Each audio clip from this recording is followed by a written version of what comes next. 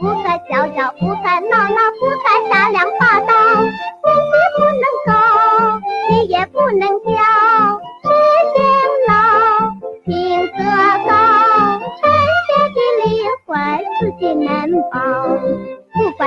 雨飘摇，不管风狂暴，问来问对，不来不对，不该多坏定要，叫你流血，叫你入牢，罪恶中永不饶。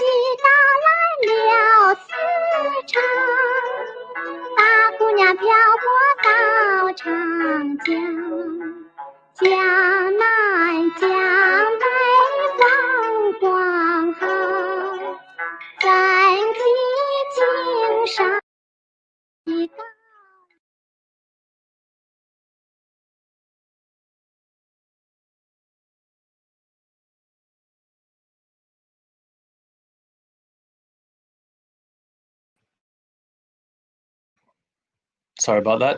Welcome, everybody, to the second evening of the 39th limited edition of the Pordenone Silent Film Festival, Giornate del Cinema Muto. Before we start the conversation, I want to underline the fact that while I'm the spokesperson at the moment, there's an incredible group of hardworking people who have contributed to making this event possible. Without them, none of this would have happened. That includes the translators of the intertitles, the technicians, the entire staff of the festival, the board of directors of the festival. So these are people I'm going to be continuing to thank throughout this event, because, as I say, I might be the person who's communicating here on screen, but the people behind me are equally, if not more important.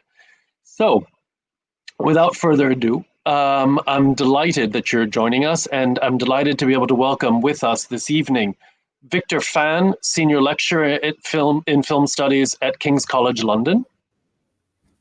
Hey, how are you Hello, doing? Victor. Very well, and you?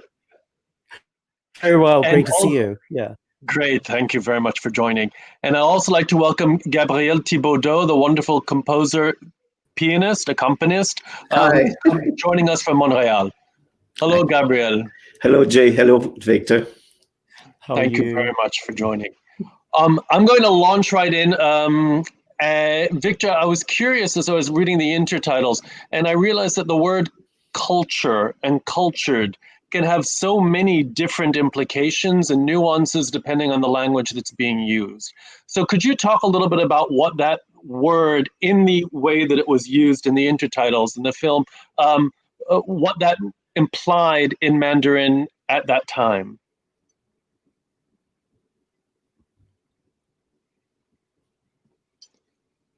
I think you've frozen. Oh no. Okay. Yes. Okay. Well, Victor, while we fix that. Sorry about that, Victor. Gabriel. Yeah. Let me ask you. Yeah.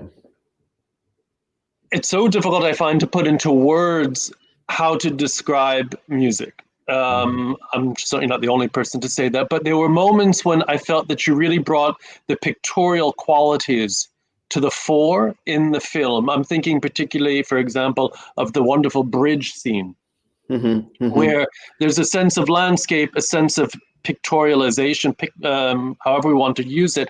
But what you do with that in terms of music is bring it really even more to life. So could you talk a bit about that? Yeah, especially with that film, it was quite a special, for me, it was quite special because I decided to use an Asian idiom language, but mixed with, of course, Occidental patterns. For the landscape, sometimes I use some minimalistic like a bit of water over the keys, and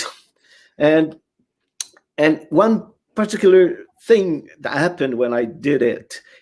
I was then in Portugal. I was not at home, and I only had a keyboard of 49 keys. So instead of a grand piano with 88 keys, so I decided to be as minimalistic as possible.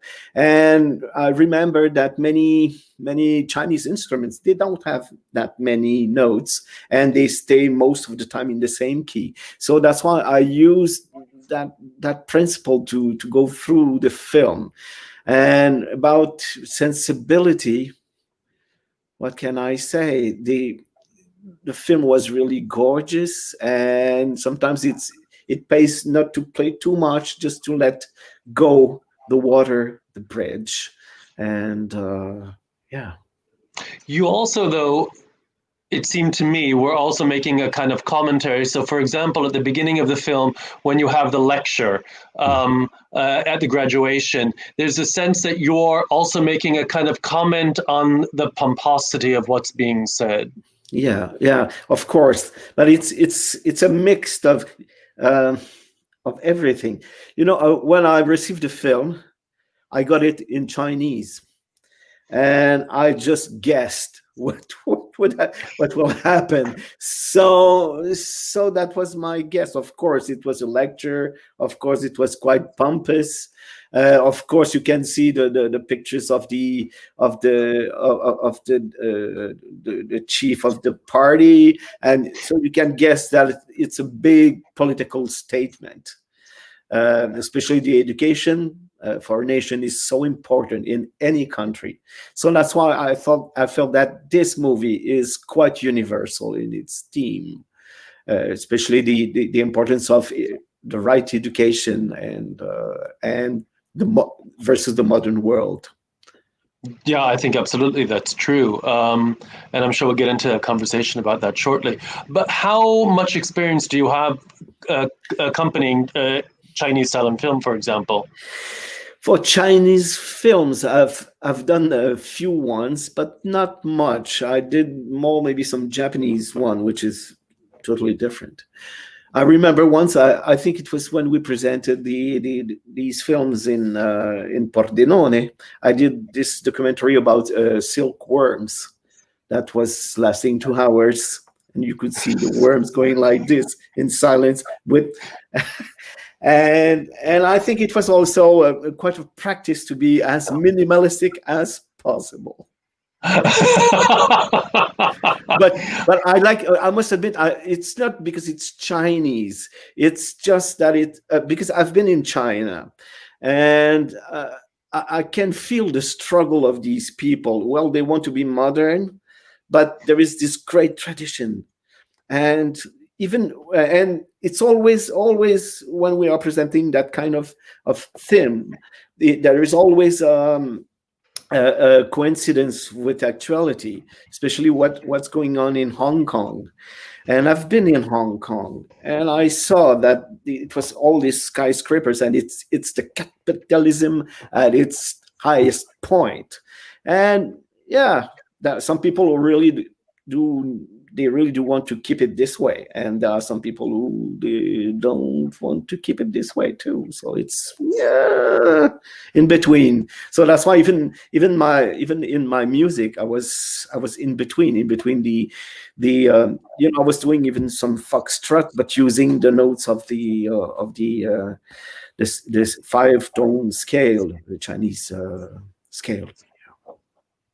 Okay, great. Victor, I think you're back with us now? Yes, I'm back. I'm so sorry. It's like just terrible Wi-Fi connection. Yes.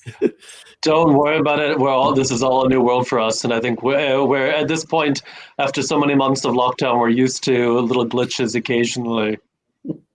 So I don't know if you heard all the question that I had asked at the beginning about the nuances of the use of the word culture in Mandarin at the time.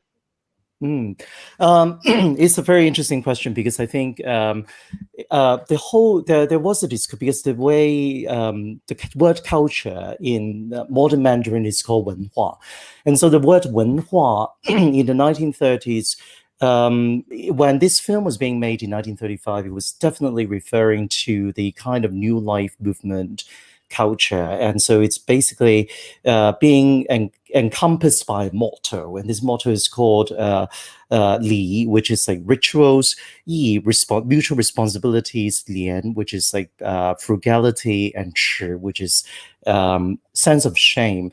And so so I'm going to talk about that particular motto in a second, but the really important thing about the word 文化 is that it was actually a borrowed word from Japanese at that time, and bunha.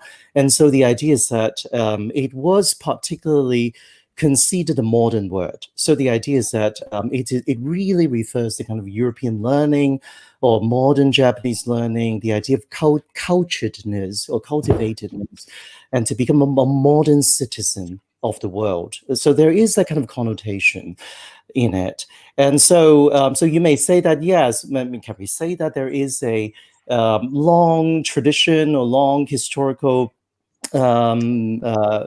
basically a long history of culture.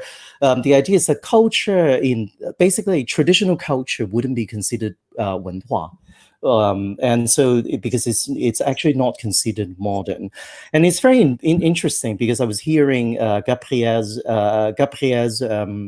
comment on the music, because there was indeed a very interesting discourse during the 1920s and 1930s that Chinese music was being condemned by the ruling Kuomintang, or the Nationalist Party, as not having 文化. not being cultured enough, because it doesn't really have European understanding of harmony. It doesn't have European understanding of structure.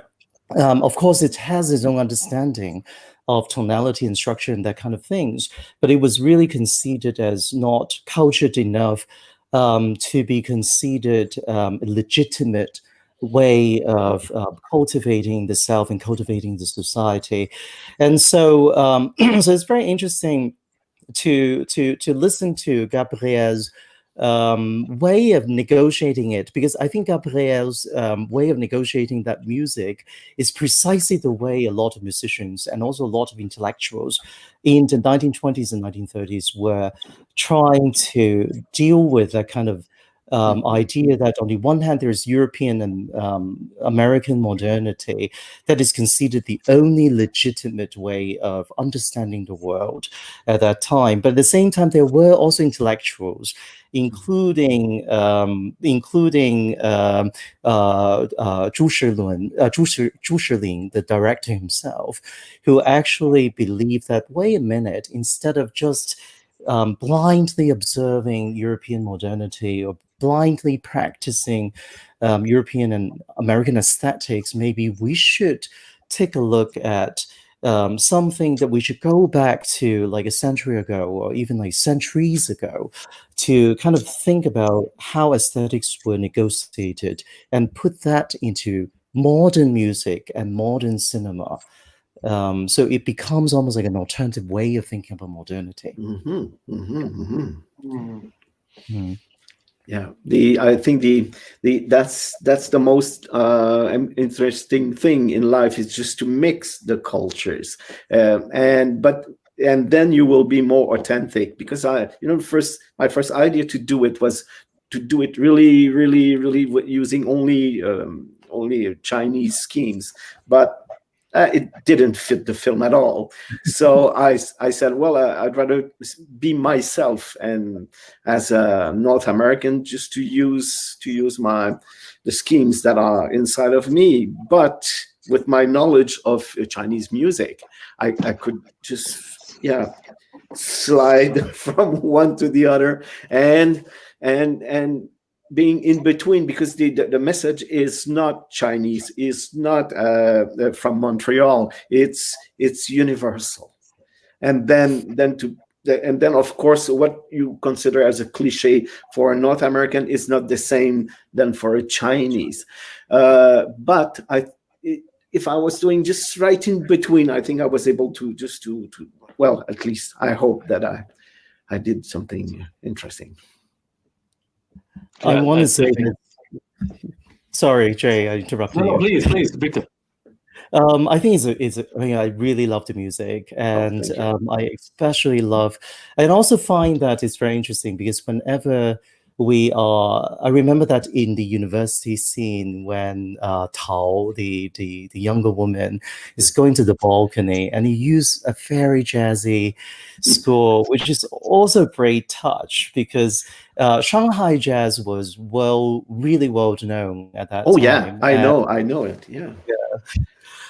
It's really great because like Charlie Chaplin and Mary Pickford once told a lot of people in Hollywood, it's just like that was the one thing that they would remember. They would like to take the bands to the US. And it was really interesting because it was really jointly developed by a lot of different ethnic groups, because there were like Jewish performers and also like African-American performers. Yeah. And they would use very interesting like operatic singing as a singing style, but at the same time put very jazz rhythm underneath it. Yeah. And so in some ways it really exemplifies what Shanghai really was about at that time. Yeah. And you know what? It happened just a few years ago. I went to a wedding and in Germany, and they had a Turkish Bavarian band with tuba and oud, and so that was the most beautiful music for a wedding that I have ever heard. So I think it's quite important to have this mixture. It's enriching the humanity. Yeah, absolutely. Mm-hmm. It's so difficult, I think, now when we're watching any film earlier than from our present time to parse how we're feeling, how we're imagining others felt at the time. But I kept on thinking about that there's a great deal of ambivalence in the film about what you want to be and what you don't want to be. So particularly when Tao and Boyang come back to the school, and the very naive, rather unattractive schoolgirls are just completely in awe. They're looking at their beauty. They're looking at how they're styling themselves.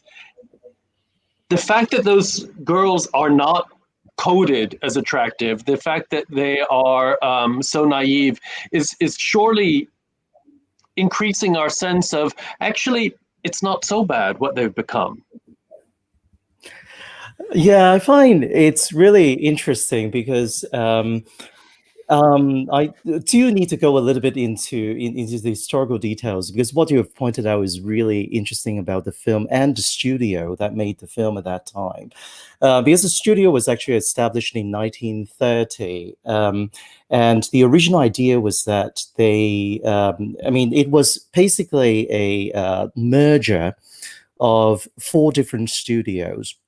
And the head of the person was a producer of this film, Luo Mingyou, and the funding was actually originally given by the Kuomintang or nationalist government, and they hired basically a representative from Luce, l'Unione Cinematografica Educativa, from Italy, to actually help these studios establish a kind of national cinema at that time. So basically the message of the film is very nationalistic, and some people may even say it's very proto-fascist, and in some ways it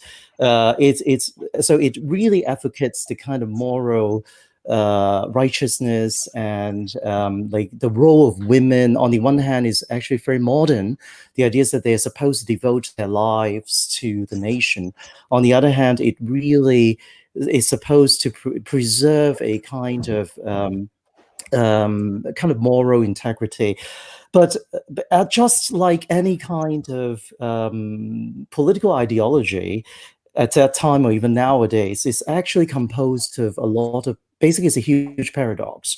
And so, for example, Chiang Kai-shek, who was supposed to be the leader of the entire nation, was married to Madame Chiang Kai-shek, who was really well known, and Madame Chiang Kai-shek, one of the most glamorous women of her day. So yes. Oh, yeah.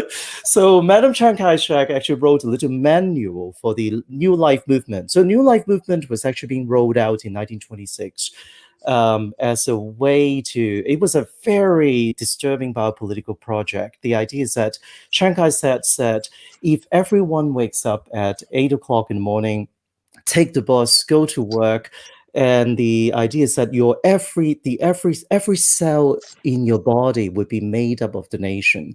So it's almost like every DNA is going to be coded by a kind of national kind of spirit. And so Madame Chiang Kai-shek was responsible, supposedly, I really doubt that she really wrote it, but I think she had a little manual for women. And this manual is really interesting. She suggests that women are supposed to be sexually attractive, morally reserved, and basically professionally modern. And so the idea is that when I looked at that manual, it's just like, if I were a woman at that time, like, how am I supposed to act? It's like morally sexually attractive. And so she even goes so far as to is to tell the women that in order to look sexually attractive and morally reserved, you should have. She literally measures the sizes of the undergarment versus the size of the cheongsam, and so the idea is that you would be able to see that the size of the cheongsam is not supposed to be too tight. So it is not too revealing, but it is revealing enough that it has some kind of sexual attraction to it. So it's basically in terms of, and I think the studio also exemplifies that issue. The idea is that on the one hand, it made films like that, which is so moralistically righteous, and so nationalistic in terms of its propagandist or educational value. But at the same time, if you look at there were stories about you can still see some pictorials or postcards of these young actors, including Li Li, who's the younger actor. They would be having quite scantily dressed, like bathing suits or beautiful cheongsam who are really tightly fit cheongsam. They would take pictures of them and gave them out in cinemas as basically tokens to attract people to go into the cinema to watch these films. So you can totally see the paradox of especially how women are being used precisely for that purpose. She's supposed to be everything. She's supposed to be representing she's supposed to be the moral compass, but at the same time, she's supposed to be also representing modernity. And how effective do you think is propaganda, a film like this was, in urban areas as opposed to in the countryside? It's a really really good question, because it is a very Shanghai film, and in that case, there was indeed a discourse regarding how much the audience outside of Shanghai or the major port cities, like Shanghai, Tianjin, would love it. And there was also a rivalry between the North and basically the Shanghai film industry and the Hong Kong-based film industry. Now, the two industries had a lot of interconnections, but the general idea is that in 1927, because a lot of studios and cinemas were already equipped with sound, and so they had already made 2 sound films in 1927. But the biggest studio at the time, which was called Mingxing, or Star, Movie Star Studio, and so they bought really expensive sound equipment, and they went bankrupt.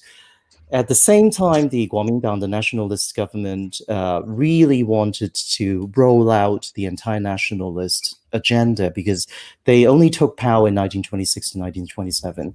So in 1927, they basically decided that all sound films had to be done in Mandarin.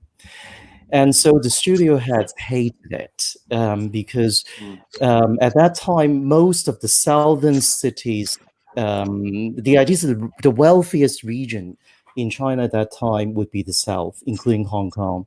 And Cantonese films were also very welcomed around, like basically in the Chinese communities in Europe and the United States and everything. And so they had a huge Cantonese film market. And Cantonese sound films were actually being imported into Shanghai, and they were really welcomed. They were operatic films, they were like musicals, and they were really fun to watch.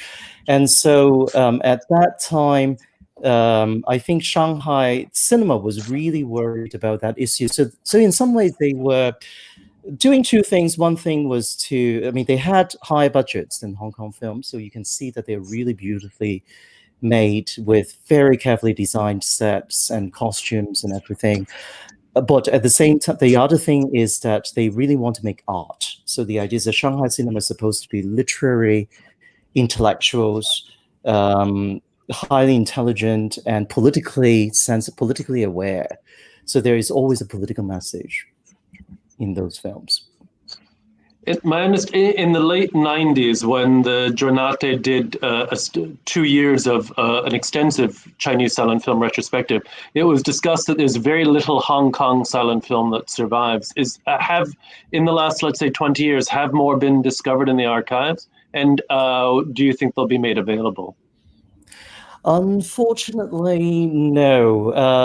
It was, because this was a question I asked the Hong Kong Film Archive every single year. And because I always told them that, yes, it would be great to show something at Pordenone. And I think there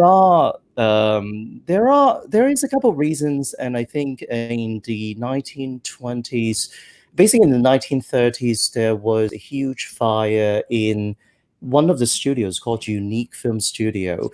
And at that time, they were making a lot of sound films. They were making a lot of money. And it was actually owned by Run Run Shaw and Run Ji Shaw. So basically, Yeah. So basically, they became the Shaw Brothers later on.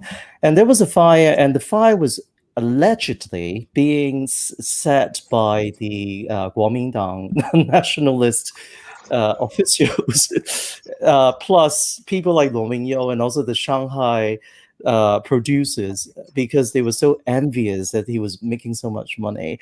So that was one issue. The other issue, I think there is one film that was actually that is now silent, even though at that, even basically it's very arguable. The idea is that it was made up of a lot of footage that was shot during the silent period, so there was no sound to it. But then it was re-edited later on into a sound film during the Sino-Japanese War to support China in the war effort, and so they allegedly there was a soundtrack being attached to it, and the soundtrack was gone. So it is the only print available in the Hong Kong Film Archive is silent at that moment. Shame. While watching it for the second time as well, I was also struck about parallels I kept on finding in my mind with some early French talking films that are set in sort of girls' schools, American films also set in girls' schools, German. Gabriel, I don't know if you also had that sensation of I don't want to say déjà vu, but seeing influences from certain European films. Yeah, but no, to be honest, I didn't thought about that. As I said, in my mind, yes, it has been shot in China, but I had this feeling of this universal plot that is might happening everywhere. But you're right. There are some. Yeah, it comes to my mind even the film Les Choristes, which is the contemporary film, which is also taking place in a school, and And so, Victor, how? I mean, we know that American films were extremely popular in Shanghai. In terms of French films, for example, I don't know how much was being shown, or German films as well, although certainly the communities were there. It's a really debated question because of course Hollywood film was very, very well known. We know that some Soviet films got into China, and in terms of French films, German films were really huge. A lot of Mugnow were being shown, and there were critical discussions of German cinema and Soviet cinema at that time, quite a lot. French cinema, put it this way, I would say that we're confident that a lot of French film criticisms and theories were being translated during that time. So Mousignac, Deluc, Jean Epstein, those materials were actually circulated in mainland, basically in Shanghai, a lot. Some people suggested that. I don't know how true it is because, and there is a little vignette I can tell you. Some people suggest that the French embassy probably had film screenings, and they would be combined with live performances, and so some people would say that some French films might get into the intellectual audience through that way, and there could also be bookstores, like intellectual bookstores and things like that. I know for sure that that they actually imported a lot of Swedish erotic films into Shanghai as well. So there were about 200 titles per year. Yeah. Huh. I think given the makeup of the film, we do need to also talk about the question of celebrity, because this is a film that stars two major actresses. The male leads as well, I think, are beautifully cast. The boy Yang, who looks exactly like George Raft. And so if you could talk a bit about how the two actresses worked together, and the legacy, of course, that they left. Yeah. It is a very interesting cast in many ways because I think the most dramatic person, of course, is Ran Mingyou. And during her lifetime, I think she also went with the name Li Yun. She was actually Cantonese. Before the release of this film, I think there were some concerns about. She was actually really. She was cast in many, many films. I think between 1933 to 35, that was really her golden era. I think every single UPS film or Lianhua film would star her, and she was the top billing star of the time. She was married for a long period of time, even though she was actually very young at that time. She was already married to a young man and called Zhang Daming. And so Zhang Daming actually decided, I think the relationship went south. And so Zhang Daming decided to sue her for money, basically sue her for psychological damage. And so it was very obvious for everyone that it was a scam and he really needed money at that time. And so at that time, Li Yun was also in a relationship with Tang Jishan. And Tang Jishan was a very wealthy tea merchant at that time. But at the same time, when this court case went to court, I mean, part of the reason why it became so scandalous was that, on the one hand, Zhang Daming invented a lot of stories and accused her for doing a lot of things. There was no way we can know whether that was true or not. And there were also details of Tang Jishan's domestic abuse of Li Yun being revealed in court. And so at that time, I think, just like anywhere else in Shanghai or anywhere else, when domestic abuse was being revealed to the public, sometimes the public ironically didn't side with the woman. They would actually side with the man. And so she became really pressured. And the other pressure she was feeling was that they knew that sound cinema would be inevitable by 1936 to 1937. So she knew that Guofeng was probably the last sound film she could ever make. But she couldn't speak Mandarin. And so Li, the youngest sister, was helping her because Li was born in Beijing, and she was helping her. And so I think Li Yun was under a lot of pressure, both in terms of her career. At that time, I think Cai Chusheng and Sun Yu, like those huge directors in Shanghai, at the time were saying that, don't worry, we're going to find a way to do this. We're going to dub all your lines. But it wasn't, I mean, at that time, she was really professional because she really wanted her performance of the voice performance and her body performance would be perfect.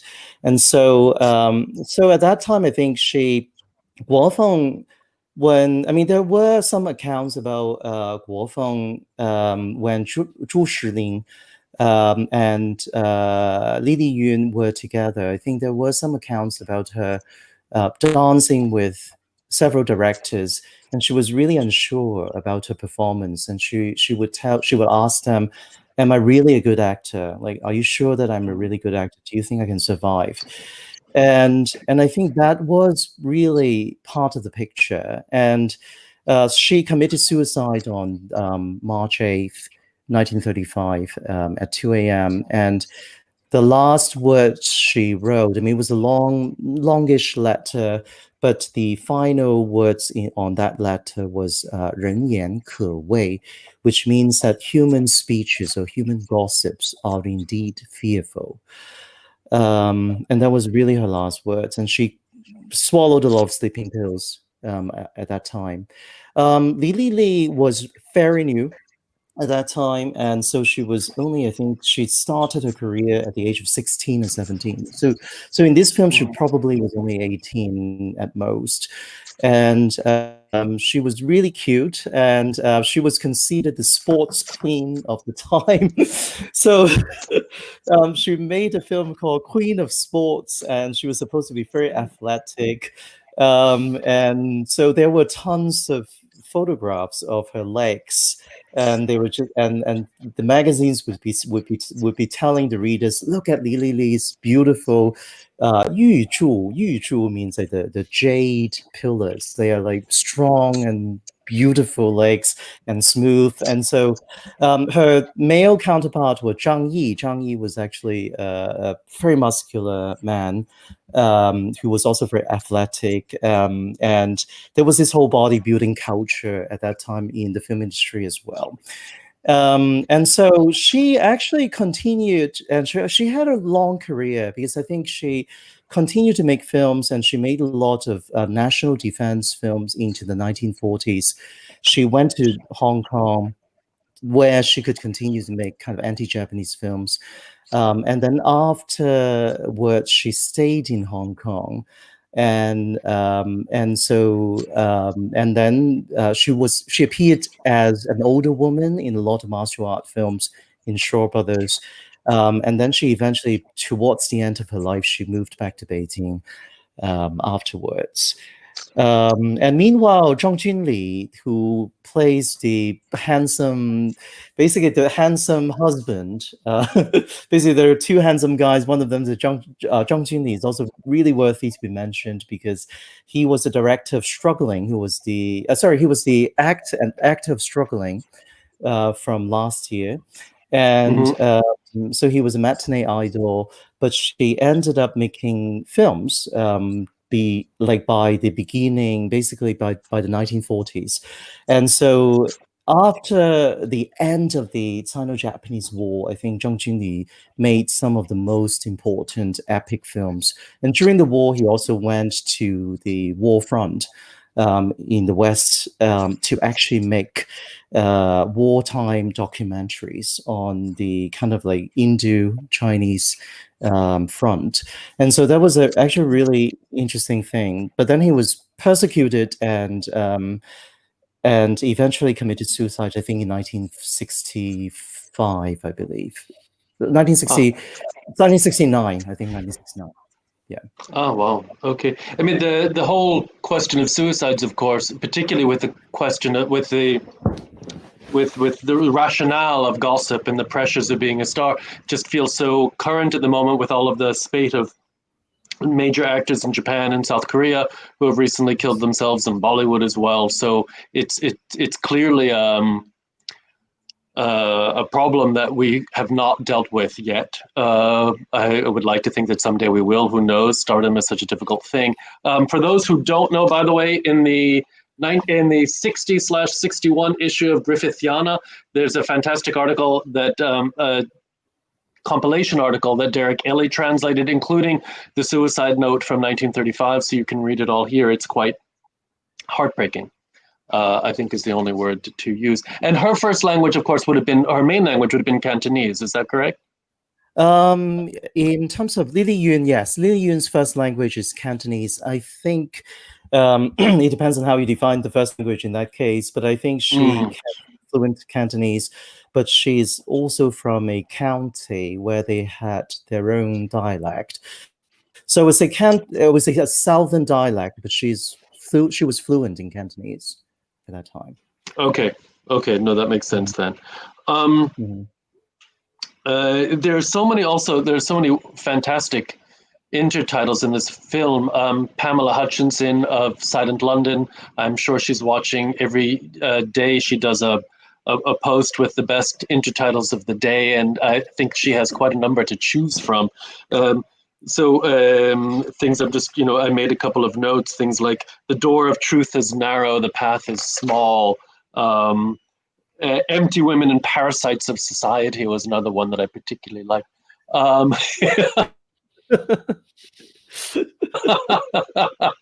Back, of course, to what you were talking about before, about that kind of ambivalence of it's almost to the point of ridicule at the same time that it's propaganda. So it's I find it fascinating to try to negotiate between those two quite strong points. Yeah, I do find that some of these, I think some of these intertitles, they do have some idioms. And so, for example, I noticed towards the end, I think there was a line saying that they are not really 100% idioms from that would be like used on the day-to-day basis, but they would take elements from those idioms. So, for example, by the end, I remember that they say things that happened in the past. I mean, I was reading the Chinese title, so I didn't at that particular title. Sorry, like I love all the subtitles as well, but on that particular one, because it caught my attention, it says everything that happened in the past, just like the death that took place yesterday. Now, it doesn't quite make sense if I translate once being translated into English. But it was a very idiomatic phrase. Basically, it's usually used by someone who is about to change their life, a new life movement, and to start committing some kind of heroic act. It's like it's almost like my equivalent to my body and soul. I'm abandoning my body and soul. They died yesterday. Now I am reborn. And the next phrase of that idiom, which was not included in the subtitle, would be things that are about to happen is like the birth that is taking place now. So there are some of these idioms that you mentioned, for example, the parasite of the society, empty women, and parasite of the society. They were actually used by some nationalist propaganda handbooks. So I think put it this way, I think the audience at that time would have a very mixed feeling as well, because just like any kind of propaganda films, I think there would be, of course, I mean, some spectators who would regard them very seriously, but there are also spectators who would know, almost like, okay, I know where it comes from. I know the kind of lingo, and I'm not really here to watch that. So they are much more here to watch the cinematography or enjoy the movie stars and the air conditioning.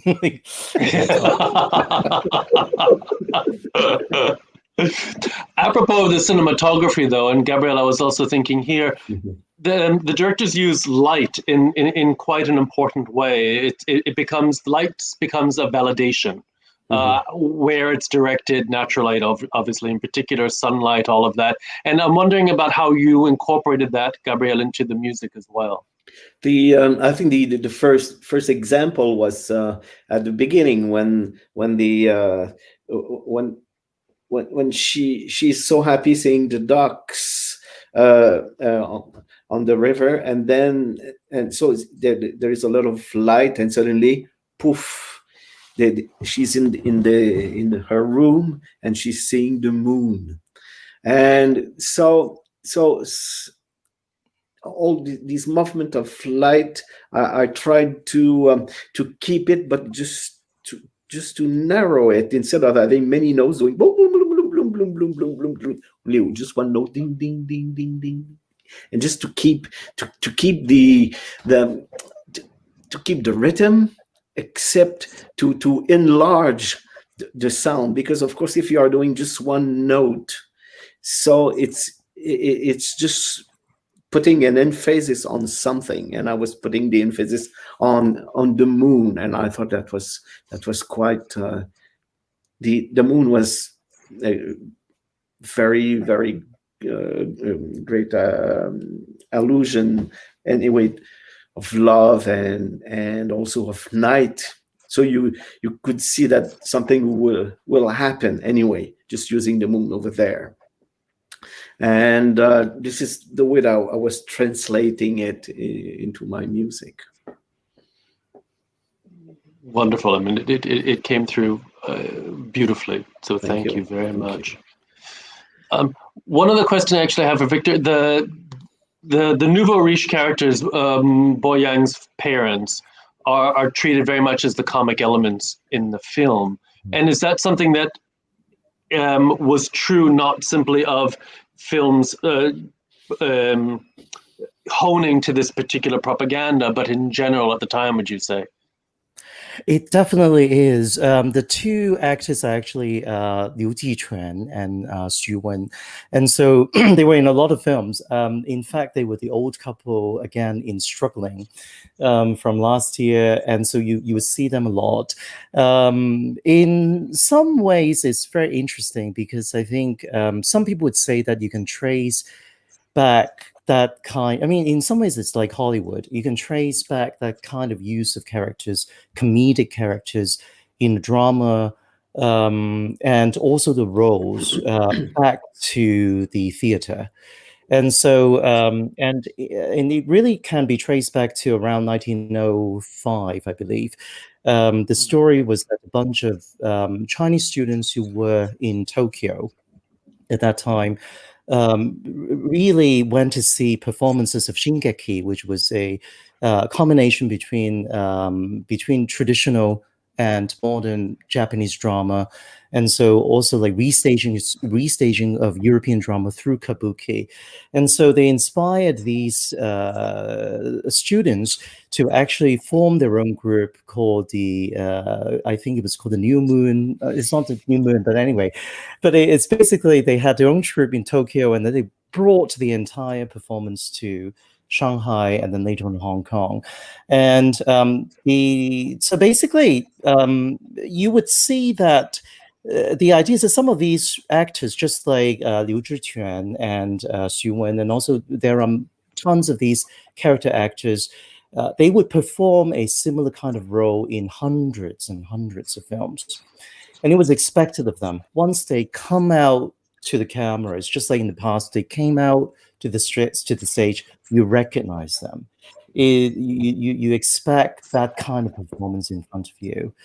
Some of the running gags could be quite similar, even like the older woman is looking at her son's photograph and says that, oh, he's so handsome, and he just looks like his mother, like that kind of yeah. So that is quite a popular joke. But don't you think, Victor, that it's quite something that these comic characters, they were related to the modern part of the film, that it was it was the comic element, except that they were thinking, well, maybe we should do something in the society. Yeah. We should do something else at least. Yeah. Yeah, I agree. It's very interesting because I think these two older couple, I think they always serve a kind of moral compass.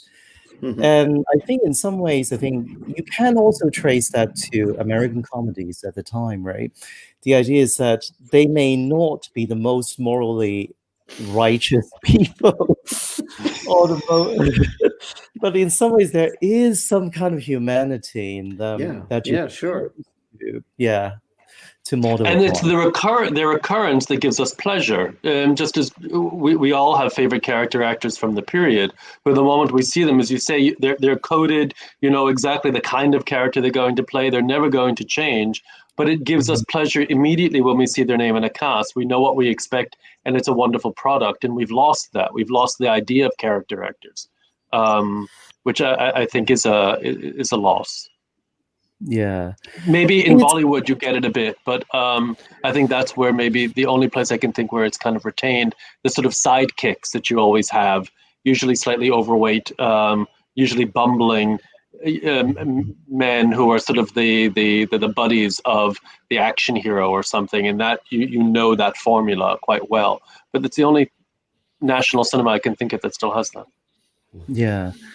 I also find that, just want to also like I may be backtracking just like for 1 second with to Gabriel's comment on the use of music, because I also found that like your way of using music, as you said, the moon, the commenting on the moon, is so right on, because I find that the cinematography itself, because Zhu Shilin really came from an old school intellectual family.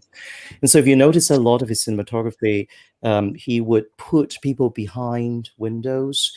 He would put people behind trees. Yeah. It's a very kind of 6th to 7th century aesthetics. Yeah. It's like you don't get to see them. You have to. Yeah, especially when it was with Tao and on by the river, and you could see a branch of a tree. It was really an icon. It was really a painting from another century. It was really beautiful. Super. Yeah. So I love the fact that in a way it's almost like both the image and your music are really trying to point towards something beyond the image. But is there a point to play music to say exactly the same thing than it's on the screen? I don't know. I think it's rather fine to go and mix with to give some lightning at least, and sometimes just to point to say, oh look, there is something there. But for the rest, I think you can move maybe just a step further, or at least I can regard it on my own way with my own personal experience, and I think this is what we can perceive. But of course, otherwise it will just mimicking the film, which is might be interesting. You say, wow, it's so great because it's always right on with the timing, but I'm not a metronome, so.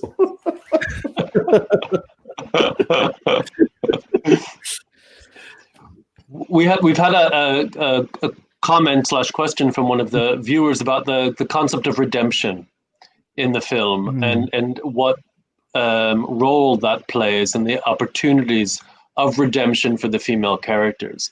Would you like to address that a bit? It's very interesting, because I agree with this viewer's comment that part of it is part of the message, like how women are being represented, is very progressive.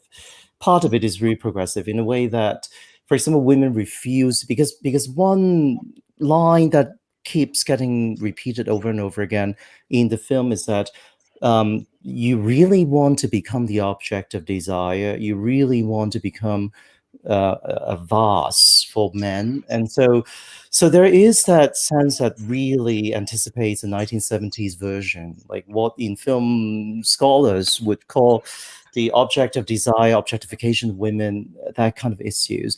But on the other hand, it's also framed, of course, within a very nationalistic, moralistic kind of compass. One thing to really think about this is that a major push of how women are supposed to behave was actually at that time in the 1920s and 1930s in Shanghai and major Chinese cities were the YMCA and YWCA. And so there is a sense of this kind of Protestant value of an abled woman, both physically and also in terms of her behavior. But at the same time, the idea is that it is framed within a very Protestant work ethics. And so even like the nationalist notion of the New Life movement by arguing that, yes, because Chiang Kai-shek claimed that he took the four ideas, Li Yi, Lian Chi, Li, like rituals, responsibilities, frugality, and shame from Confucianism. But if you look at how he explains it, it actually resonates a lot more with Protestantism. And so redemption is definitely a very interesting, in this context would be it's definitely Christian, but like in a very Protestant context, which is combined with Confucianism and becomes this modern, like alternative response to modernity. Yeah. Fascinating. I see we've just gone over the 1 hour mark, so we should probably wrap up. But before we do, Victor, I wonder if you could tell us a little bit about your forthcoming book. my forthcoming book, it is actually on Buddhism. I'm actually working on this crazy idea, which is like Buddhism and film and media theories. And so it is a theoretical book. And so I'm trying to use Buddhism and use Buddhism as a philosophy, not so much as religion, to form a conversation with European thinkers, including Heidegger, Deleuze, and a lot of those people, and then basically rethink what it means by the cinematographic image. And in the course of it, also revisit some of the 20th century debate on Buddhism by Chinese and Japanese scholars, and also American scholars, in response precisely to the kind of period we're talking about. Yeah. Great. And that's going to be coming out later this year, or? Hopefully, I would say anywhere between later this year or 2021. like under our circumstances, we never know. Yeah. Exactly. Yeah. Yeah. Well, I look forward very much to the book when it comes out. Thank you, Victor, very much for joining us from London. Gabriel, we'll be seeing you again later in the week for a masterclass. Yeah, sure. And so thank you so much for joining us. It's been a great evening. Yeah, it was a pleasure. Thank you very much. And tomorrow or whenever you're going to be watching it, the Sesshu Hayakawa film, Where Lights Are Low, from 1921. See you then. Bye-bye. Okay, bye-bye.